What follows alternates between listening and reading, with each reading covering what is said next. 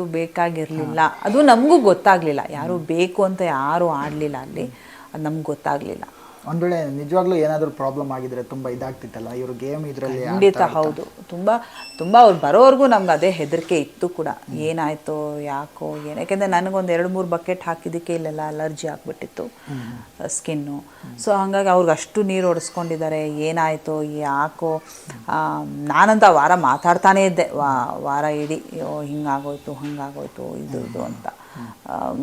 ಅದೇ ನಾವು ಮಾಡ್ಕೊಂಡಿದ್ದು ತಪ್ಪದು, ಆ ರೇಂಜಿಗೆ ನಾವು ಆಡಬಾರ್ದಿತ್ತು. ಅದು ನಮ್ಮ ಕೈ ಮೀರಿ ಹೊಟ್ಟೋಯ್ತು, ಗೊತ್ತಾಗದೇ ಆಗಿತ್ತು ತಪ್ಪು. ಓಕೆ, ಇದು ನಮ್ರತ್ ಅವ್ರ ವಿಷಯಕ್ಕೆ ಬಂದಾಗ ಗ್ರೂಪಲ್ಲಿ ಅಂದಾಗ ಬಂದಾಗ ಮಾತ್ರ ಅವ್ರು ಆ್ಯಕ್ಟಿವ್ ಅಲ್ಲಿ ಇರ್ತಾರೆ. ಏನಾದರೂ ಒಂದು ಸಿಂಗಲ್ ಆಗಿ ಆಡೋದಾದರೆ ಅವ್ರ ಹತ್ರ ಆಟ ಆಡೋಕ್ಕಾಗಲ್ಲ. ವಿನಯ್ ಇರೋದ್ರಿಂದ ಮತ್ತು ಇನ್ಯಾರು ಅವ್ರ ಟೀಮಲ್ಲಿ ಯಾರೋ ಸಪೋರ್ಟ್ ಆಗಿರೋದ್ರಿಂದ ನಮ್ರತ್ ಅವ್ರು ಒಳಗಡೆ ಇದ್ದಾರೆ, ಆ ಥರದ್ದು ಏನಾದ್ರು ಅನಿಸುತ್ತಾ ಅಂತ.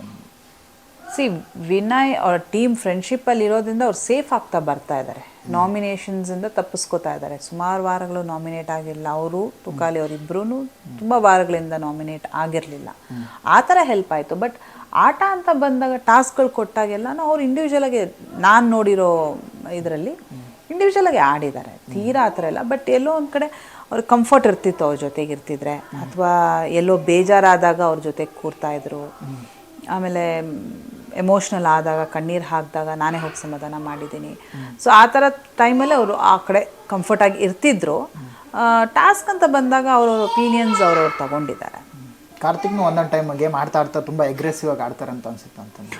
ಆಡ್ತಾರೆ, ಅವ್ರಿಗೂ ಸಿಟ್ಟು ಬಂದ್ಬಿಡುತ್ತೆ, ಗೋಡೆ ಚೆಚ್ಚೋದು ಹೊಡೆಯೋದು. ಅವ್ರು ಏನಂದರೆ ಆ ಸಿಟ್ಟನ್ನು ಈಗ ನಿಮ್ಮ ಮೇಲೆ ತೋರ್ಸೋಕ್ಕಾಗಲ್ಲ, ಹಾಗಾಗಿ ಬೇರೆ ಇನ್ನೆಲ್ಲೋ ಅವರು ಹೊರಗೆ ಹಾಕ್ಬೇಕಲ್ಲ ಆ ಸಿಟ್ಟನ್ನು, ಹಾಗಾಗಿ ಹೊರಗಡೆ ಹಾಕ್ಬಿಡ್ತಾರೆ. ಅದು ಹಾಕಾದ್ಮೇಲೆ ಇಮಿಡಿಯೇಟ್ ಮತ್ತು ಸ್ವಲ್ಪ ಆದಮೇಲೆ ಅವ್ರು ತಪ್ಪಿದ್ರೆ ಬಂದು ಸಾರಿ ಕೂಡ ಕೇಳ್ತಾರೆ. ಇಲ್ಲ ನಾನು ಕೋಪ ಬಂದುಬಿಡ್ತು ನನಗೆ ಸಾರಿ ಅಂತ. ಬಿಕಾಸ್ ಇಟ್ಸ್ ನ್ಯಾಚುರಲ್, ನಿಮ್ಗೆ ಬಂದಾಗ ಹೆಂಗೋ ಹೊರಗೆ ಹಾಕ್ಬೇಕಲ್ಲ, ಇಲ್ಲಾಂದರೆ ಏನು ಮಾಡ್ತೀರಿ ನೀವು, ಹೆಂಗೆ ಹಾಕ್ತೀರಿ. ಈಗ ಇಲ್ಲಿ ಹೊರಗಡೆ ಇದ್ದೀವಿ ಅಂದರೆ ನನಗೆ ನೀವು ಇಷ್ಟ ಇಲ್ಲ ಅಂದರೆ ಹೊಟ್ಟೋಗ್ಬಿಡ್ತೀನಿ, ನಾನು ಅಲ್ಲಿ ನಿಲ್ಲಕ್ಕೆ ಹೋಗೋದಿಲ್ಲ. ಬಟ್ ನಮ್ಗಲ್ಲಿ ಆಪ್ಷನ್ನೇ ಇಲ್ಲ, ನೀವು ಎಲ್ಲೂ ಹೋಗೋಕ್ಕಾಗೋದೇ ಇಲ್ಲ. ಅಂಥದ್ದಲ್ಲಿ ಹೆಂಗೋ ಒಂದು ಹೊರಗೆ ಹಾಕಿಲ್ಲ ಅಂದರೆ ಹುಚ್ಚಾಗ್ಬಿಡ್ತೀವಿ ನಾವು. ಒಂದು ಇದರಲ್ಲಿ ಹೇಳ್ತಾ ಇದ್ರು ಯಾರು, ತುಕಾಲಿ ಅವರು, ನಾನು ಹೊರಗಡೆ ಹೋದರೆ ನಿಮ್ಮ ಮನೆಗೆ ಬರೋದೇ ಇಲ್ಲ ಅಂತ ಇವ್ರು ಸಂಗೀತ ಅವ್ರಿಗೆ ಹೇಳ್ತಾ ಇದ್ರು. ಮತ್ತೆ ಅವ್ರ ಮನೆಯವ್ರು ಯಾರು ಬಂದಾಗ ಬರ್ತೀನಿ ಅಂತಾನೆ.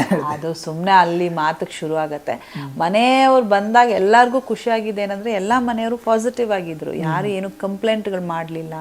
ನೀನು ನನ್ನ ಮಗನ ಹಿಂಗಂದೆ, ಮಗಳನ್ನ ಹಿಂಗಂದೆ, ನನ್ನ ತಂಗಿನ ಹಿಂಗಂದೆ ಅಂತ ಯಾರು ಹೇಳಲಿಲ್ಲ. ಎಲ್ಲರೂ ಹೇಳಿದ್ದೇನೆಂದರೆ ಎಲ್ಲರೂ ಚೆನ್ನಾಗಿರಿ, ಟಾಸ್ಕ್ ಮುಗಿದ್ಮೇಲೆ ನೀವುಗಳು ಆರಾಮಾಗಿರಿ, ಅದನ್ನು ಮರ್ತು ಬಿಡಿ, ಅಲ್ಲಿಗೆ ಬಿಟ್ಬಿಟ್ಟು ಮನೆಯೊಳಗಿದ್ದಾಗ ಚೆನ್ನಾಗಿರಿ ಅಂತಲೇ ಎಲ್ಲರೂ ಹೇಳಿದ್ರು. ಆವಾಗ ಎಲ್ಲರ ಮೈಂಡ್ಸೆಟ್ ಸ್ವಲ್ಪ ಚೇಂಜ್ ಆಯಿತು ಆ್ಯಕ್ಚುಲಿ.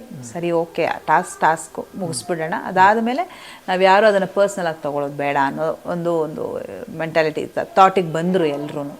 ಸೊ ತುಕಾಲಿಯವರು ಅಷ್ಟೇ, ಹೊರಗೆ ಬಂದಮೇಲೆ ಎಲ್ಲರೂ ಮೀಟ್ ಮಾಡ್ತಾರೆ, ಯಾರೋ ಮೀಟೇ ಮಾಡಲ್ಲ ಅನ್ನೋದೆಲ್ಲ ಏನೂ ಇರೋದಿಲ್ಲ. ಆ ಮೂಮೆಂಟ್ಗೆ ಆ ಸಿಟ್ಟಲ್ಲಿ ಮಾತಾಡ್ತೀವಿ, ಮತ್ತೆ ಸರಿ ಹೋಗುತ್ತೆ. ಯಾಕೆಂದರೆ ಮತ್ತೆ ಬೆಳಗ್ಗೆ ನಾನು ನಿಮ್ಮ ಮುಖನೇ ನೋಡಬೇಕು, ನೀವು ನನ್ನ ಮುಖನೇ ನೋಡಬೇಕು, ಊಟ ಮಾಡುವಾಗ ಅಲ್ಲೇ ಕೂತ್ಕೋಬೇಕು, ನಾನೇ ನಿಮ್ಗೆ ಅಡುಗೆ ಮಾಡಿ ಕೊಡಬೇಕು. ಹಂಗಿರುವಾಗ ನಾವು ಅದನ್ನು ತುಂಬ ಕ್ಯಾರಿ ಮಾಡೋಕ್ಕೆ ಆಗೋದಿಲ್ಲ. ಆ ಸಿಟ್ಟಲ್ಲಿಗೆ ಬರುತ್ತೆ, ಅಲ್ಲ ಮುಗಿ ಹೋಗ್ತೀವಿ. ಓಕೆ, ಈ ಟಾಸ್ಕ್ ಅಂತ ಬಂದಾಗ ಸಿರಿ ಮೇಡಮ್ ಎಲ್ಲ ಒಂದು ಸ್ವಲ್ಪ ಹಿಂದೆ ಉಳಿದ್ರ ಅಥವಾ ಮನೆಯವರು ಹಿಂದೆ ಇಟ್ಟರೆ ನಿಮ್ಗೆ ಆಡೋಕ್ಕೆ ಚಾನ್ಸ್ ಸಿಕ್ಕಿಲ್ವಾ?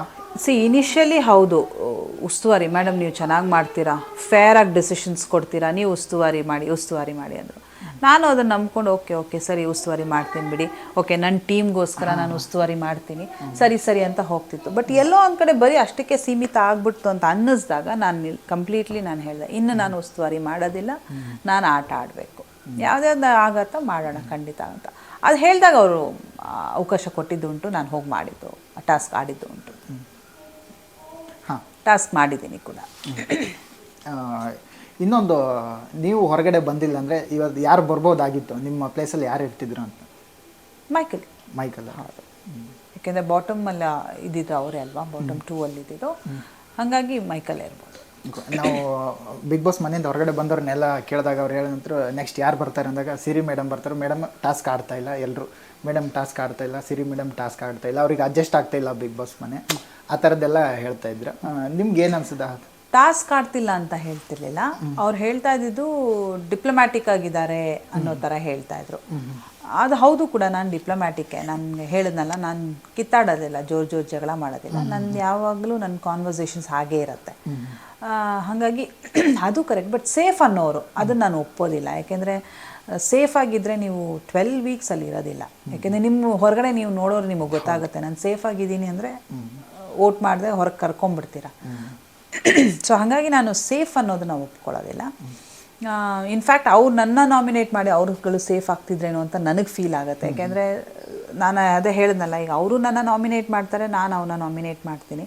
ಇಟ್ಸ್ ಅ ಪ್ರೊಸೀಜರ್ ಅಷ್ಟೇ ಅಲ್ಲಿ. ಬಿಗ್ ಬಾಸ್ದು ಒಂದು ರೂಲ್ಸು ಮಾಡೋದು ಅಂತ ನಾನು ಈಸಿಯಾಗಿ ತಗೋತಾ ಇದ್ದೆ ನಾಮಿನೇಷನ್ಸ್ನ. ಬಟ್ ಎಲ್ಲರೂ ಹಂಗೆ ತಗೋತಾ ಇರಲಿಲ್ವಲ್ಲ. ಹಾಗಾಗಿ ಅವ್ನು ನನ್ನನ್ನು ನಾಮಿನೇಟ್ ಮಾಡಿ ಅವ್ರು ಸೇಫಾಗಿ ಆಡ್ತಿದ್ರೇನೋ ಅಂತ ನನಗನ್ಸುತ್ತೆ.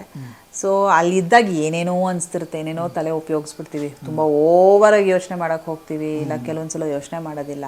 ಬಟ್ ನಾನು ಅಂದ್ಕೊಂಡಿದ್ದೆ ಯಾವುದನ್ನು ಅತಿಯಾಗಿ ಯೋಚನೆ ಮಾಡಲ್ಲ, ಅತಿಯಾಗಿ ತಲೆ ಕೆಡಿಸ್ಕೊಳ್ಳೋದಿಲ್ಲ. ಎಷ್ಟು ದಿನ ಇರ್ತೀವೋ ಅಷ್ಟು ದಿನ ಖುಷಿಯಾಗಿರೋಣ, ಹೋಗೋ ಟೈಮ್ ಬಂದಾಗ ಮನೆಯಿಂದ ಬರೋಣ. ಓಕೆ, ಮೊನ್ನೆ